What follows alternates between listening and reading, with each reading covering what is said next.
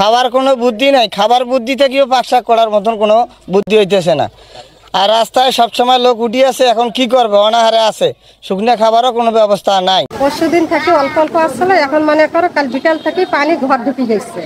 এখন আমরা কষ্ট করে 3টে গরু কিনছি, 3টে গরু আমার 2 লাখ টাকা হয়ে গেল। এই সারাইতে আমি ঘুম না করি গরুর গোল ঘরে পানি আমরা আইল বান্ধে পানি ছেড়ছি।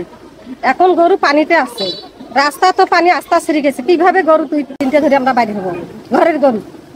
আর আমরা ভাত পাক করে খাওয়া লাগছি, চৌকি খাটের উপরে যাও তুলছি, টেবিল তুলছি, তুলে সেইখানে বাচ্চা কাচ্চাকে বসে দিয়ে আমরা ভাত পাক করিয়ে খাবার লাগছি।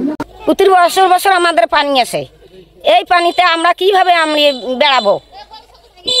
এখন গরু ভাসি যায়, ছাগল ভাসি যায়, এখন আমরা কোথায় আমরা ধরি আমি খাড়া হব?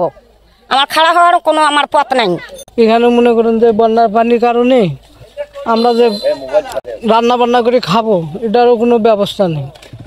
এবারে প্রচুর পানি আর কি বাড়ছে, পানি অতি সংকট বাড়তেছে। হয়তো কিছুক্ষণের মধ্যে হয়তো রেল ক্রসিং করবে, হয়তো ওয়াশ আউট হয়ে গেলে আন্তনগর ট্রেন বেশ কয়েক ডিস্ট্রিক্টের যোগাযোগ বিচ্ছিন্ন হয়ে যেতে পারে।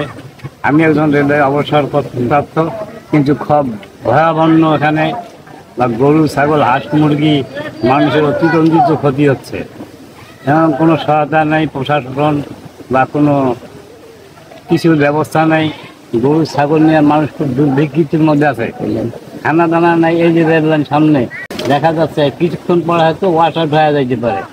এই ওয়াশ আউটের লাগে পূর্ববর্ষে হয়তো কোনো গ্রাম থাকবে না। অনুগ্রহ করে যেন কিছু ব্যবস্থা নেওয়ার জন্য জেলা প্রশাসককে অনুরোধ করানো।